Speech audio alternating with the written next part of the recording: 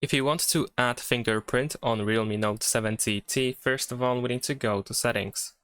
Over here in settings, we're going to scroll down a little bit, and then we need to go to security and privacy. In here, we're going to go to device unlock, then go to fingerprint and face unlock.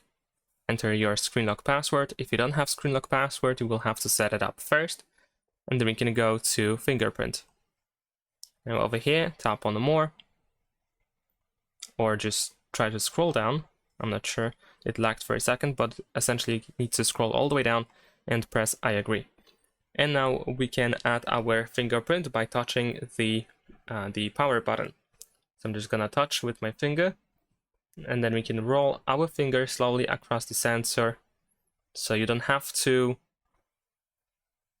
lift your finger.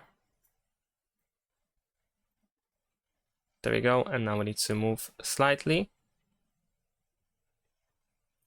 In case it is inconvenient, of course, you can pick up your phone.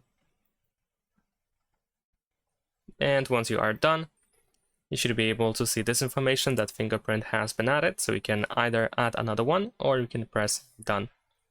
And that's pretty much it. Thanks for watching, leave a like and subscribe.